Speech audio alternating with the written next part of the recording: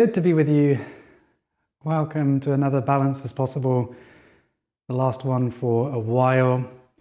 And yeah, I've been living by myself for the last 5 weeks and reading and thinking and meditating and doing my stuff, but it's coming to an end as of Thursday. So this is going to be our last session together. I hope you're well. As always, welcoming comments in the chat, and we can, I'm going to be covering the stories that I was exploring last week. And let's wait for people to come on and then we shall begin. Lovely, lovely. Let me know where you're calling in from on the chat. Always good to see where you are. And anything that's alive for you. Welcoming questions, as always, which I can come to later on in the session as well. And you're here, by the way. So I'm looking over here. Hee.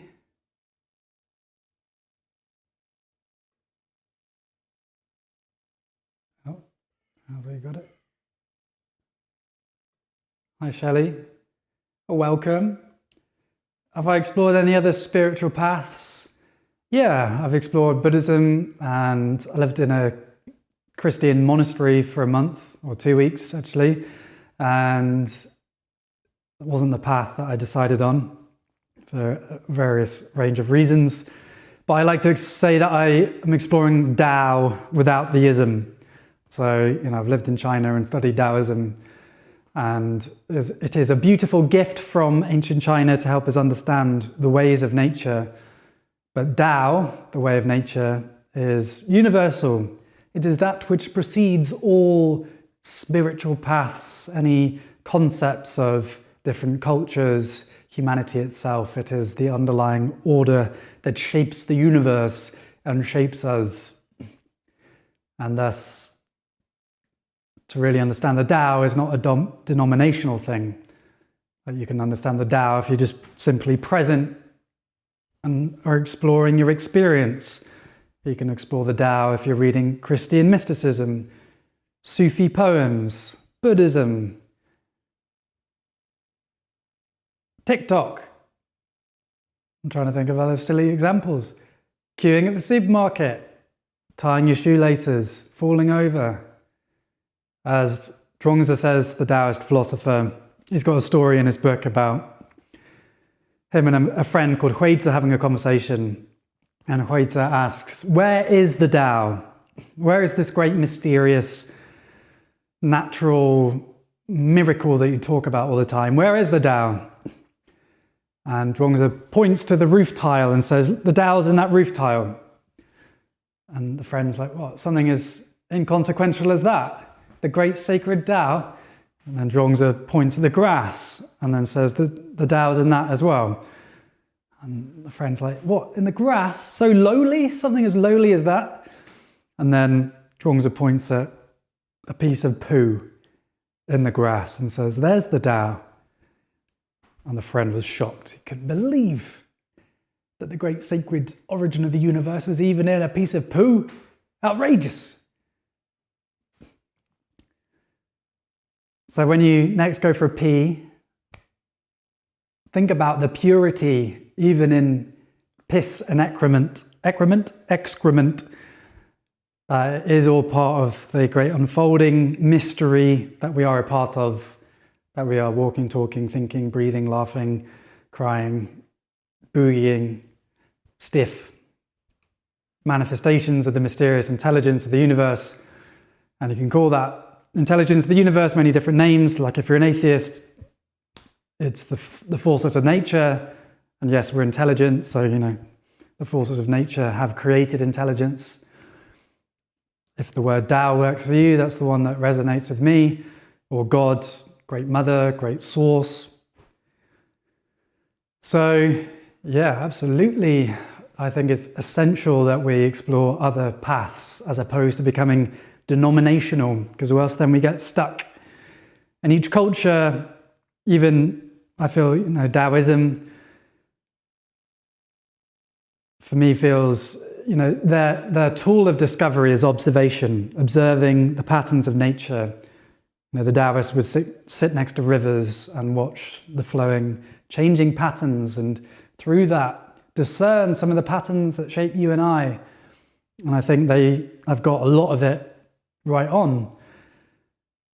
But they still lived in a culture that I would argue maybe is a bit emotionally repressed, with the Confucian kind of know where your place is. That's another big thing. But I feel, for example, Jesus, his compassion and his love and forgiveness, these are offerings that Jesus brings in his teachings that the Taoists don't strengthen as much. The forgiveness is in the Tao Te Ching, but it isn't as fundamental. And so, Jesus I see as a great enlightened being that can offer us an awful lot of insight. And taking many different approaches is the key.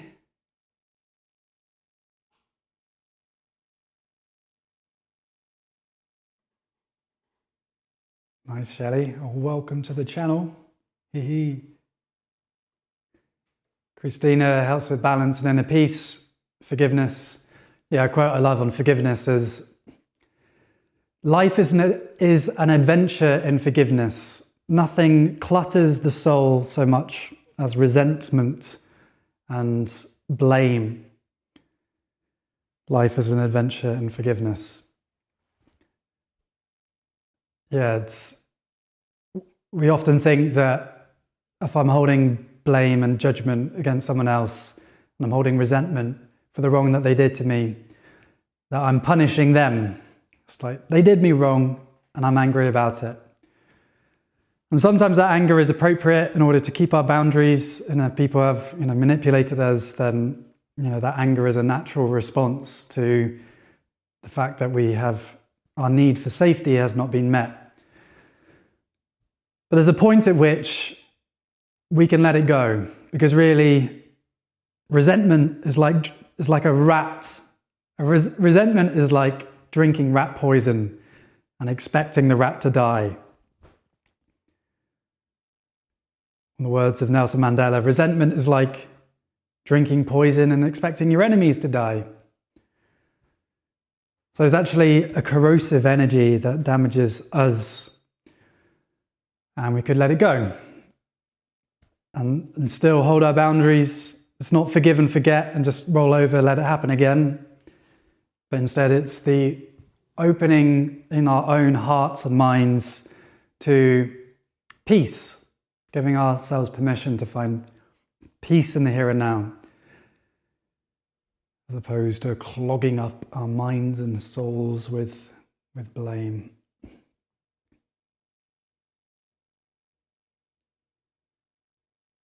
And Ricardo, I'm actually not going to be at the retreat anymore because I am at my dad's 60th.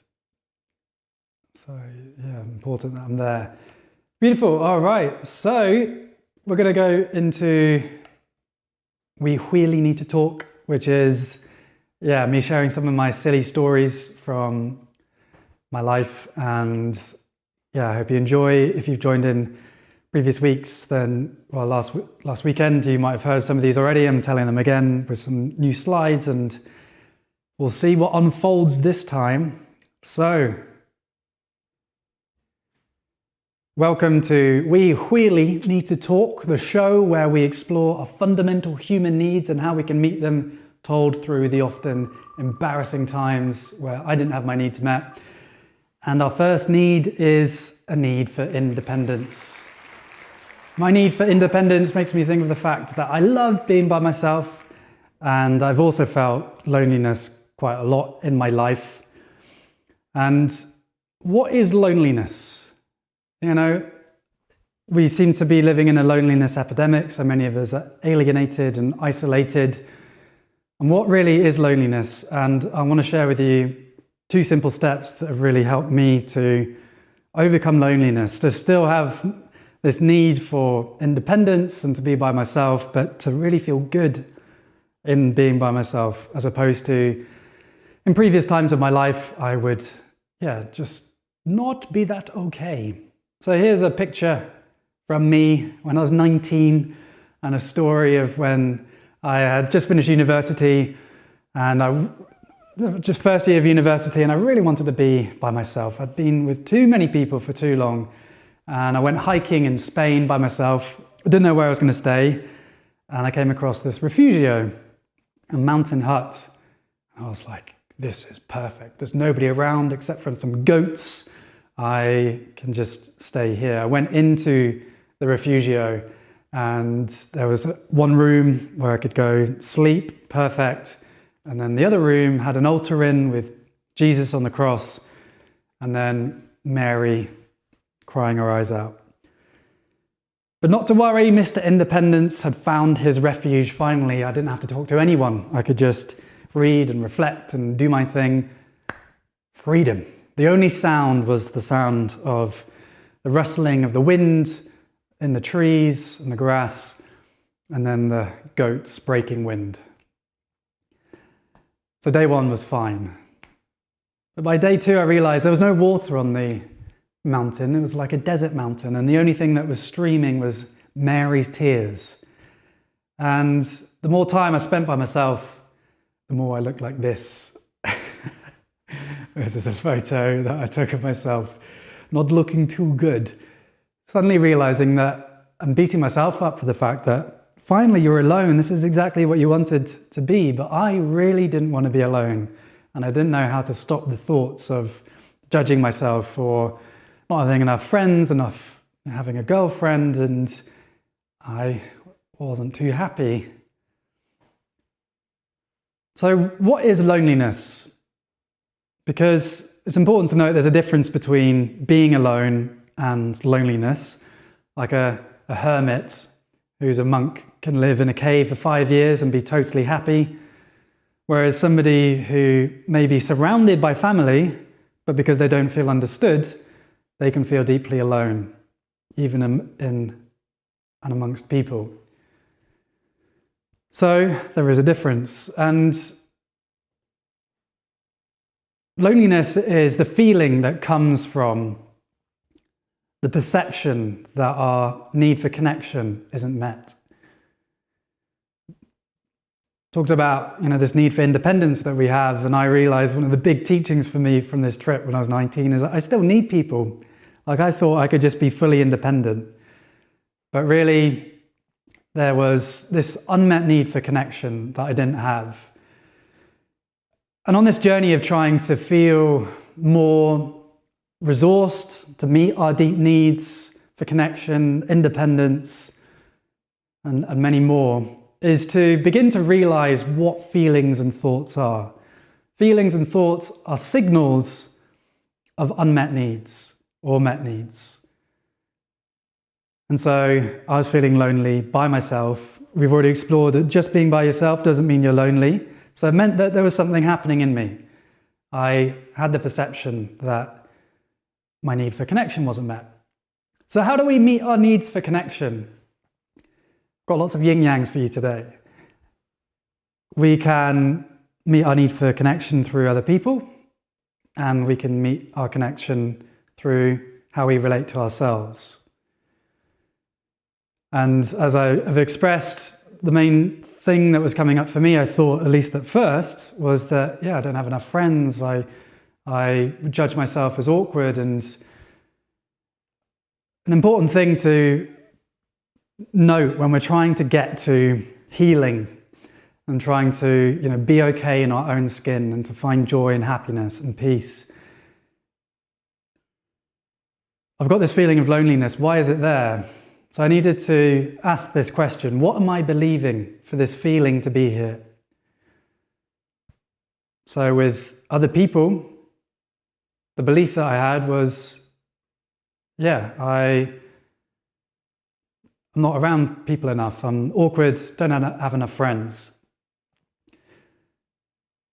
But really, if I look back on it now, I did have lots of beautiful connections that I could have been grateful for. And so actually, looking back, I'd say really the thing that I was missing, and the thing that I think continues throughout my life and has done until recently, is that connection with self. Obviously, connecting with other human beings is so important and what makes life beautiful and enjoyable, to have friends that can understand us and we can play with, and maybe, romantic or intimate connections, but really friendship, being seen, being understood is the fundamental need that we have with other people, be that romantic or otherwise. But as you may know, even if you do have friends that can understand you, if we don't have that connection with ourselves, then we miss out on some of the beauty of the relationships that are available for us. We self-sabotage. We get in our own way. We prevent connection. Because ultimately, if we don't feel connected in ourselves, then it's going to be harder to connect with others. So for me, I had identified that I had this, maybe friendships and a relationship is what I wanted, but actually realizing, okay, I'm here by myself in this refugio, hanging out with some goats, nobody's here. There is the possibility that I could find peace. And I began to turn into realizing that, okay, this is about me relating to myself. This is my own self-connection. And so when we're working with the beliefs that we have and realizing, whether or not, okay, I've got this unmet need of connection with myself, how do I fix that? We've got another couple of options, another yin-yang for you. Change the thing or change the thought. So like with the friends, okay, maybe I can take actions to change the thing, take action to have more friends. Or I can change my thinking around what I already have, change the how I relate to it, okay? I already actually have some friendships that I could be grateful for. So I'm going to change how I narrate about who I am and what I'm connected to. With my connection with myself, it's not really changing me. That is going to be the gateway to freedom. It's like, okay, I judge myself as being awkward or not confident, not funny, which is why I don't have a girlfriend or friends. Like, those are the stories I was having. But there can always be conditions. There can always be stories of I need to change before I give myself connection and love and kindness to myself. And really, the healing journey is not from going from here to there, here where we are now, there's where we think we should be. Instead, the healing journey is one from there, where we think we should be, to here. So changing how we relate to ourselves in the present moment is the most important thing. To not put conditions on our enoughness, our goodness, our ability to connect. Can we change the thought? Can we change the story to find connection with ourselves right here, right now?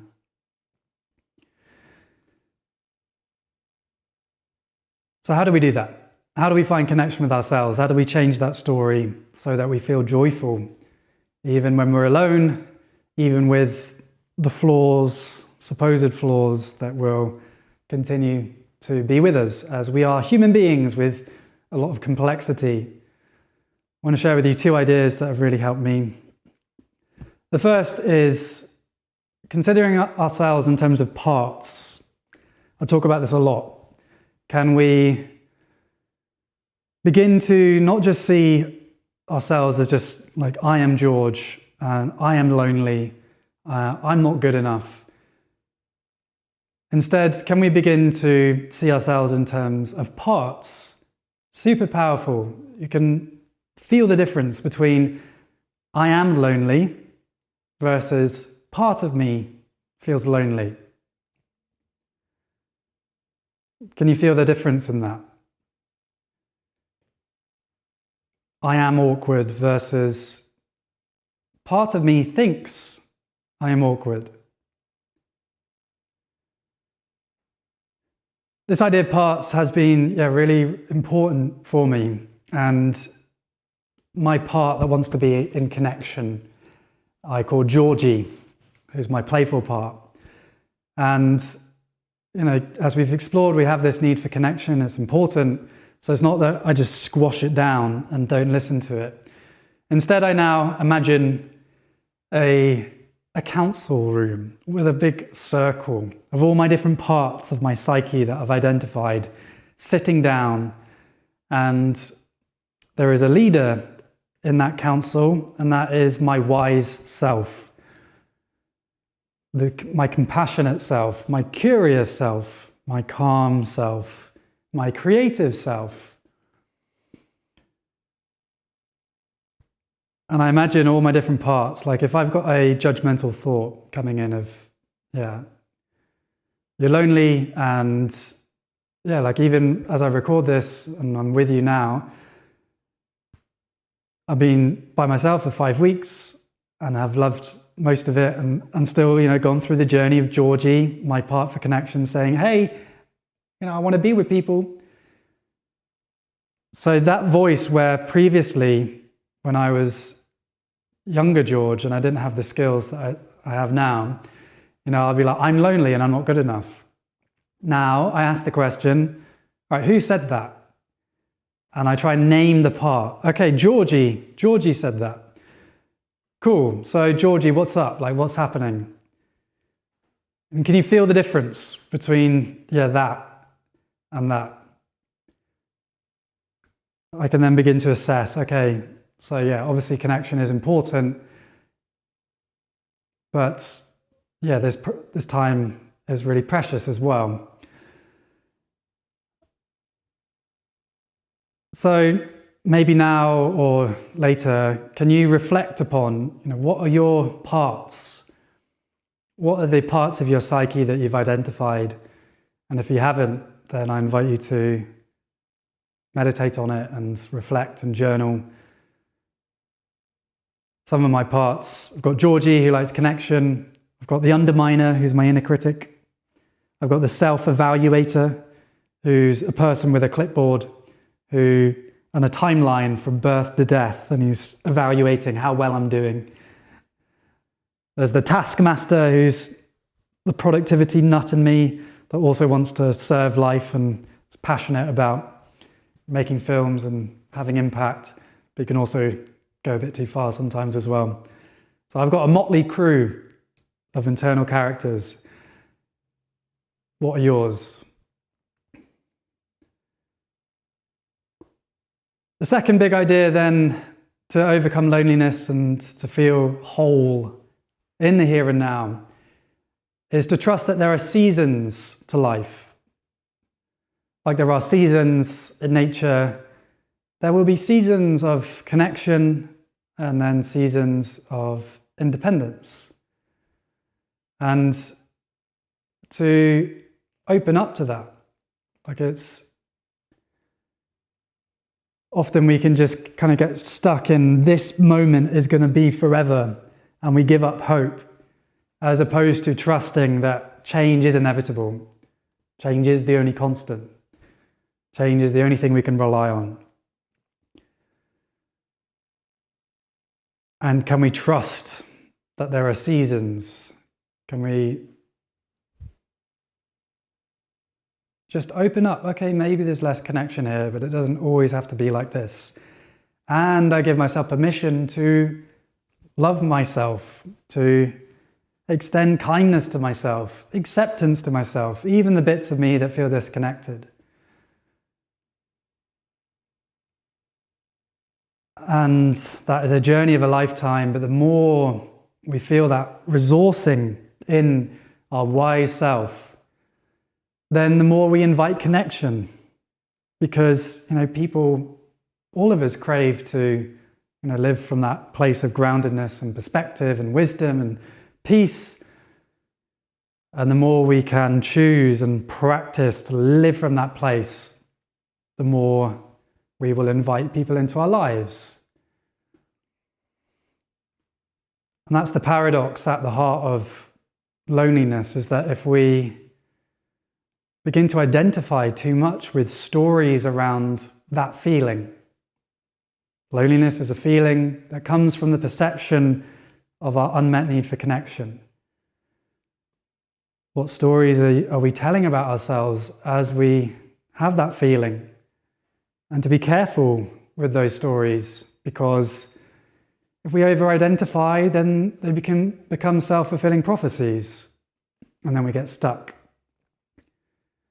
Whereas emotions, they are energy in motion. They are designed to move through us. They are signals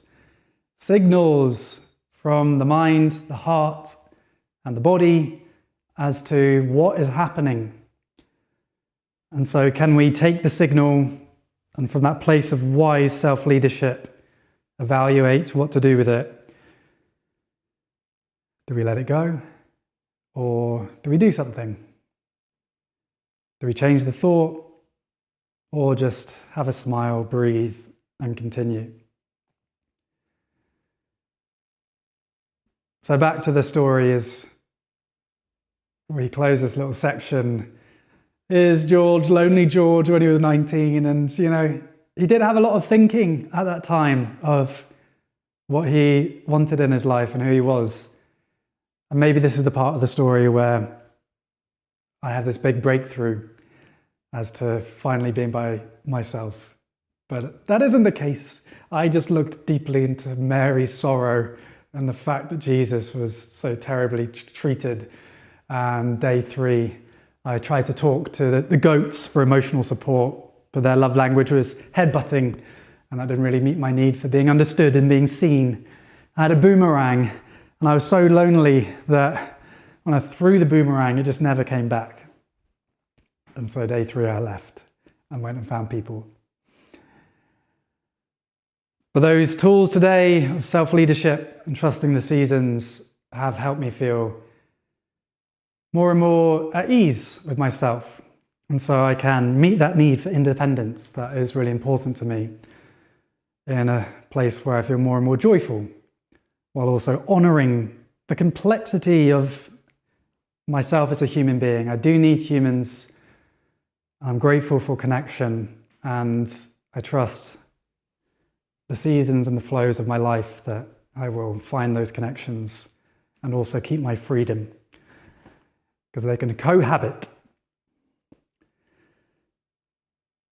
So if anything is coming up for you with your journey and your life and your needs for connection and independence, taking some time to reflect and journal. These can be quite deep ideas, and grateful for your thoughts in the chat and comment.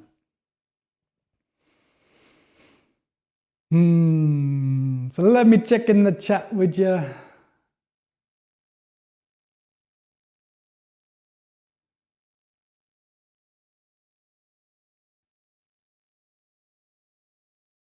Yeah, nice. All right, coming into the chat. Let's see what you're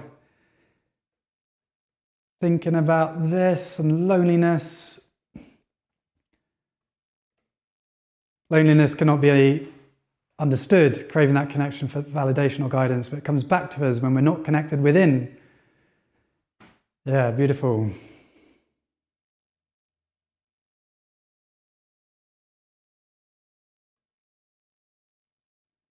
I just want to see through the illusion of separation and dualism to the truth of interconnectedness and inherent emptiness of all things. Yeah, nice. And that is really one of the promises of the spiritual path, the meditative path, is to see that, we are embodied awareness. I create the story of George through the thoughts that come into my mind. If I was born in a different country, I'd have a different name, I'd have a different story. There's nothing inherently George about me. And then these ideas of me being lonely and not good enough, they were also just stories that arose in my awareness, thoughts that arose in my awareness that I identified with. And as we meditate more, we can pierce through that illusion of separation to see and just to be present with that very experience of thoughts arising, identifying, maybe not identifying, coming and going in an endless cycle. And we are an awareness taking this perspective of being in a body, but really we are part of the interconnected, interbeing web of life. That all of that storytelling, all of those thoughts are just neurons firing in this awesomely complex being that I am. 36 trillion cells. You are 36 trillion cells. Each one of those cells is living and dying, born and passing. Food and air comes into you, passes out. It's all flow, it's all change. And yet this perception of separation only continues because of memory and thoughts that we continue to identify with. And so that is a wow moment, hoo-hoo, when we realize that. You know, these are just words. You've got to experience that for yourself. And for me, when I've experienced that, it's that, oh, wow, all this pain that I've given is created by myself because of all of this thinking that I identify with. And I don't need to. Ta-da, freedom. But we do have to be careful with that because it can lead into spiritual bypassing, which is where, you know, I've experienced this of, okay, I'm just awareness. I don't need anything. I'm part of the universe. I'm already whole. I don't need to meet anyone because I'm already whole. And even though, you know, feelings of loneliness and actually from a wiser place, it's not getting lost in the loneliness, but a longing for connection. A longing for connection. Is that if I'm just to observe that and just let it go, then I'm not really honoring this human embodiment, this heart, mind, and body, the things that it needs or the things that it longs for in order to be resonating, to have energy. And so, as the yin yang so beautifully depicts, it's both and.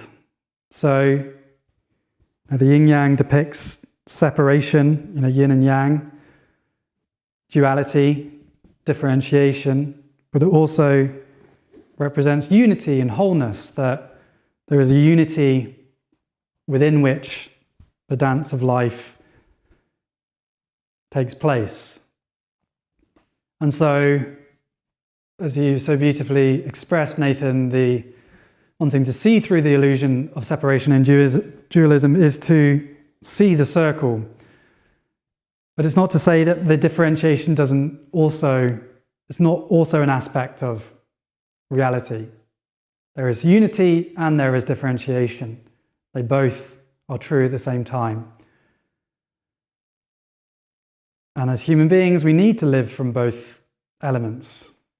If we can ground ourselves in the interconnectedness of all things, then we find a deep resourcing and a deep peace. But if we only stay there, then we don't honor the needs of our bodies. Most of us need to work for money and have jobs and, you know, have conflict in our families and with friends. And yeah, just blissing out in oneness can be helpful because you stay more grounded, but there's other things we need to do or would serve us to do.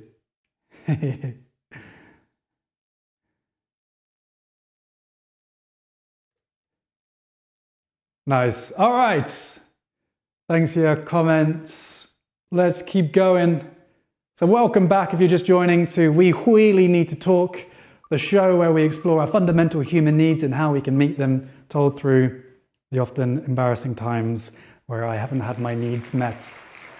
Love, love, love. Such an important need for us to feel like we have people that see us and understand us and we feel connected to them. And I can speak for myself that I have got in my own way to disconnect and to not allow myself to receive love. And I want to share with you some ideas that have helped me feel more grounded in myself so that I can be open to connection. And yeah, this started at an early age. I'm 10 years old and I have fallen in love. I've fallen so hard that if I was 80 years old, I might have needed a hip replacement. And yes, I'll be doing more dad jokes. I'd fallen for this girl in school and I really wanted to see her outside of school. And I knew where she lived. And so I had a plan. 10 years old, George got on his bike and would cycle around her house, hoping one day that she would be out walking and I could go profess my feelings for her. So I cycled day after day.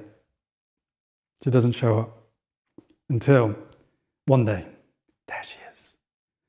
My big moment, my big chance to express my love for her.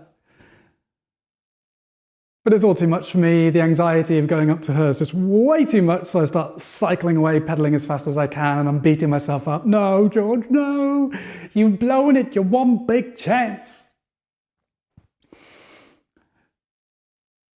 It's funny that I've grown up with 3 sisters and I have loads of female friends. But if there's a girl that I fancy, something in my nervous system is just like, be scared.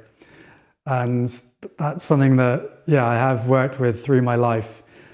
And I want to share with you 3 ideas of how I have learned to, just feel more grounded in myself and some of the ways that I blocked love. And this doesn't only apply to if you're dating, it can apply to any relationship, because these are really just fundamental ideas.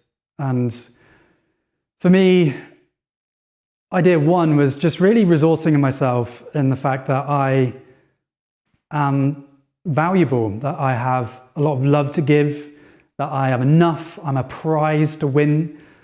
Because even 10-year-old George is just like, wow, she's perfect, she's beautiful, and I'm just not funny enough, not confident enough. And I would belittle myself.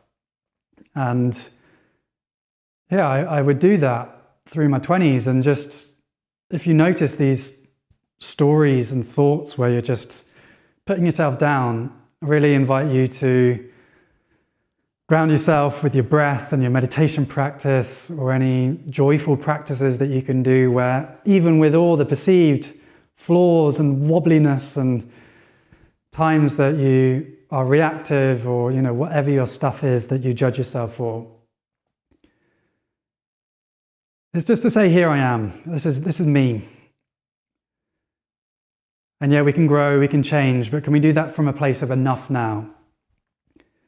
Because the funny thing is that, for romantic partners, is that eventually, when the connection does happen, those 2 people connect where they are, whilst the resonance wouldn't happen. If you're pretending to be someone that you're not in order to impress someone, and eventually they'll find out. And the connection's not going to be as strong as it would if you just be yourself. And so if you're eventually going to meet where each other are, what's the point in beating ourselves up all the way until we actually meet the person where we are anyway? Can we just cut all of that? Enough now. Idea number 2 is then just to watch, and this is me, like putting people on pedestals, is that I can meet someone that excites me and I'm already thinking about the kids that we're going to have. And it just puts a lot of pressure on just meeting another human being. And I can kind of exalt, wow, she's so beautiful, so kind, so intelligent.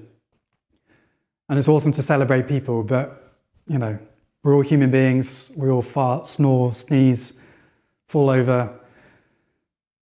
Can we just meet people where they are without needing to exalt them and then put ourselves down in the dungeon of not enough?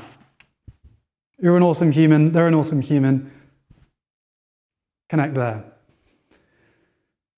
Idea number 3, and this is an idea from Daoism, comes from chapter 49 of the Tao Te Ching. the foundational text of Daoism, and talks about how the wise person will treat those who are good with goodness and treat those who are not good with goodness.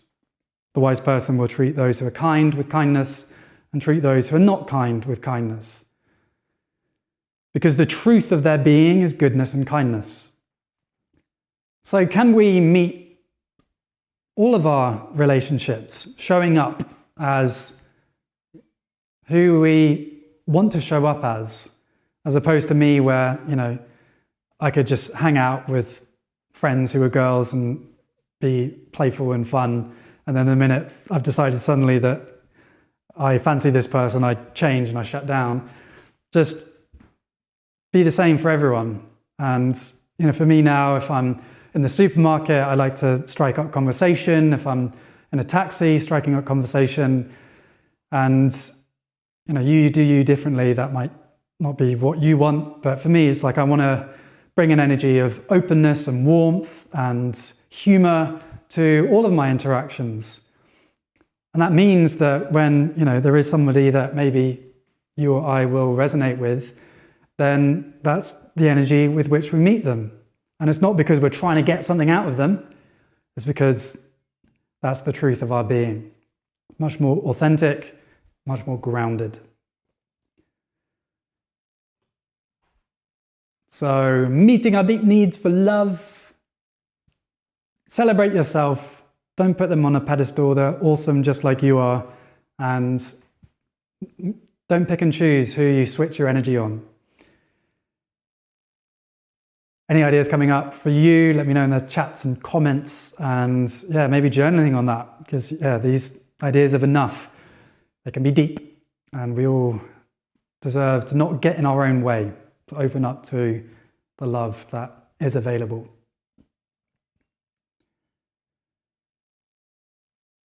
So, jumping back into the chat, let me know how that resonated for you.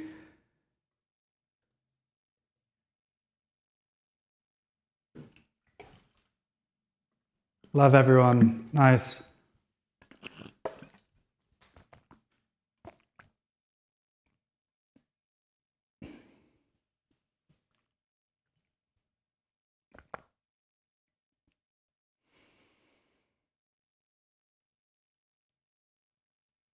And you've got that awesome bird that does that mating dance on planet Earth. That's a cracker.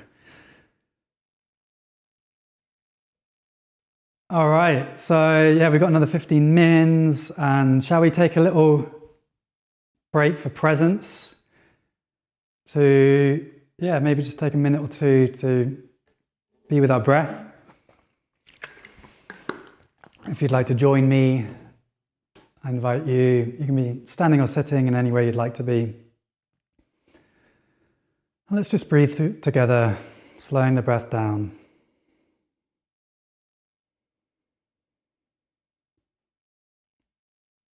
Relaxing your face. If there's any tension in your forehead, or your eyes, or your cheeks, allow them to sink. Feel your whole face softening.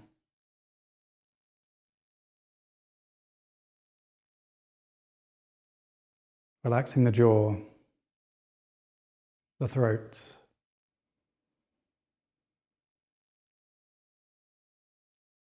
And slowing the breath.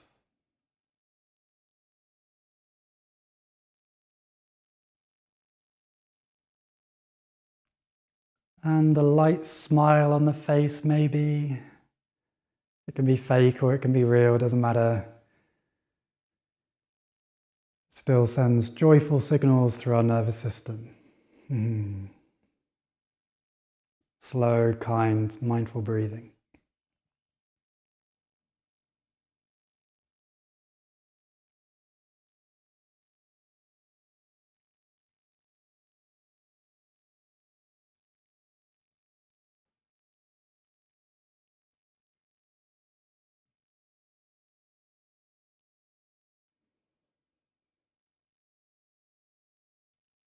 And bringing some movement to the body, some shoulder rolls, and then taking as long as you want. Coming back into our space together. Little mindful snack. And yeah, one of the big principles in our meditation practice is not to make it so big that we don't do it. You don't need to be doing an hour a day. Even just what we did there, take 5 breaths, 5 slow, mindful breaths. Really powerful to do throughout the day as a little break for you. All right, grateful to be with you. Shall we keep going? Maybe we'll do one more. And let's see, where are we going to go? Welcome back to We Really Need to Talk, the show where we explore our fundamental needs told through my often embarrassing stories. And yeah, this is a fundamental need, right, for safety. Hopefully you're not living in a war zone or not having enough food and have the privilege of a roof over your head. And even if you do have those privileges, through our lives, we can have the risk of physical safety or to have emotional violence to be projected and put towards us. So how do we meet our need for safety? How do we deal with intensity of maybe physical or emotional violence? And how do we keep ourselves safe through that? I want to share with you a story from my life of how I've navigated the challenges that I have and how I've found more groundedness to, protect myself in times that I didn't trust myself when I was younger. My nervous system, I'm a flighter, not a fighter. Due to anger in my family, my nervous system response to intensity, other people's intense emotions, is to freeze and to shut down, to not express myself, to not keep my boundaries where maybe I would need to. And this led to challenges over the years. In my teenage years, I had a recurring dream that I needed to defend myself against some baddies. And I was going to defend the family by punching the baddie, except from at the moment where I needed to protect the family, I would freeze. There's something deep in my nervous system that I didn't trust myself to protect. And so this is something that I've been working on, and one of the big things that has really helped me is going to retreats, men's work retreats and all being retreats where they do challenging activities, where I stress my nervous system in a way that feels safe. So I went to one retreat that was for male and females, and we're in a field in Devon, in the south of England, 30 people in a circle, and this is an embodied healing retreat. So somebody would come in, maybe they were unfortunately abused by their father, and they would come in wanting to be healed, and somebody else would be invited in to represent the father, putting a cloth over their head. And then this person could express what they needed to express to their father, but they were never able to say. As you can imagine, this can bring up some real intensity of the traumas that needed to be worked through. And, as people maybe were screaming or releasing, this was activating for my nervous system, this conditioning that I've had to freeze when other people are expressing their emotions was coming up. But I was supported by the community, 30 people, and so I had repeatedly through that weekend opportunities to feel myself closing down, but then to breathe deep into my belly, to still resource myself, to stay grounded, because I knew I was safe, even with this intensity coming up for me. And in so doing, I expanded my window of tolerance. So where now I'm still a flighter, not a fighter, but I'm more and more able to stay with it. And often, that's the energy of the warrior. The peaceful warrior is not someone who goes to attack, but protects and defends. And that means sometimes we need to stay with it. We need to stand our ground. And that takes courage and bravery. And for me, grounding myself in my nervous system so that I can stay with it more easily.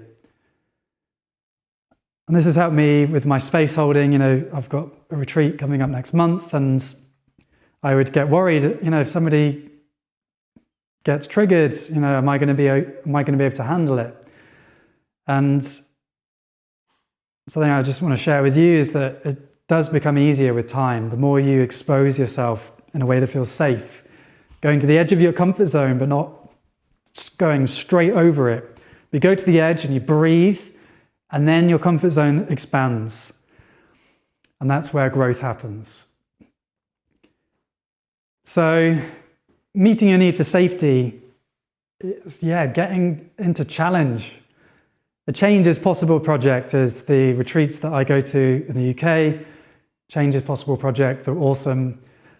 And what other ways can you exercise your stress response in a safe way? Cold water swimming, cold showers, that's a great one. I still don't want to go into the cold shower initially, but I brace it and I breathe and relax my nervous system, even though the cold's hitting me. And then I feel strong because I'm like, actually, this is fun. And I felt the fear and I did it anyway. And I strengthen my willpower and my power as I do that. So, a need for safety, it can be met.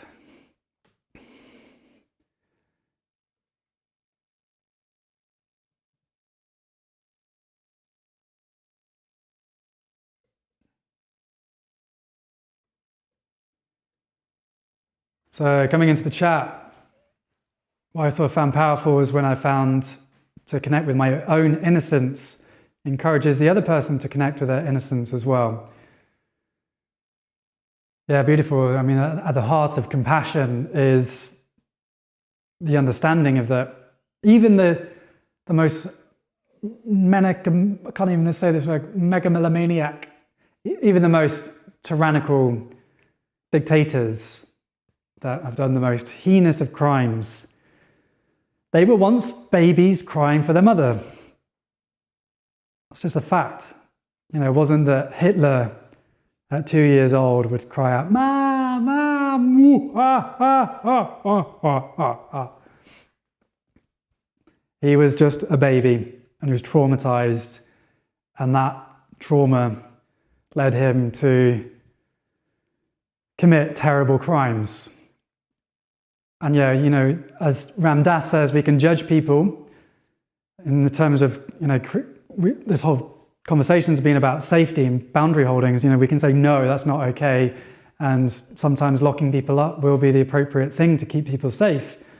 But can we judge actions, not people? As Ram Dass says, can we judge actions, not people?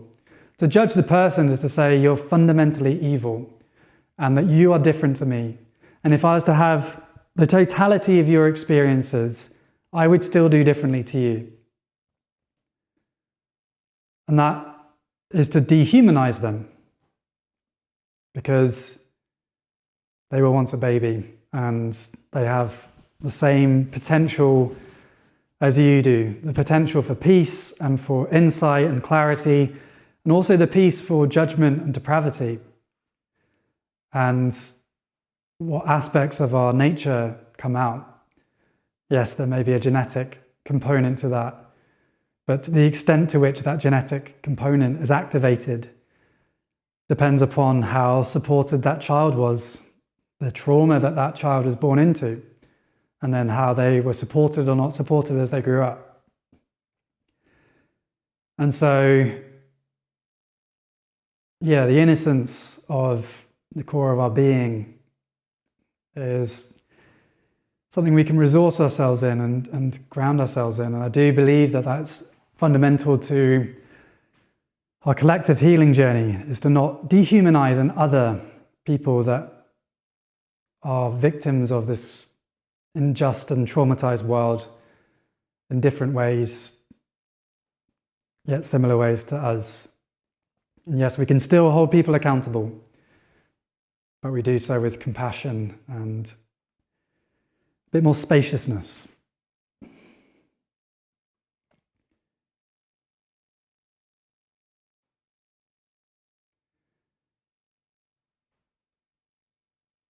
All right, dear friends, I think we'll call it a day there. What a joy to be exploring with you. Really grateful for your presence. And yeah, this will be the last live stream I do for a while, but I hope I'll come back on soon and I'll let you know. And yeah, sending you my best wishes. Hope your practice serves you. And that idea of not making your practice so big that you don't do it. 5 mindful breaths can be very powerful. All right, lots of love. I will see you soon. Thanks, Christina. Thanks, Tang. Ciao, ciao for now.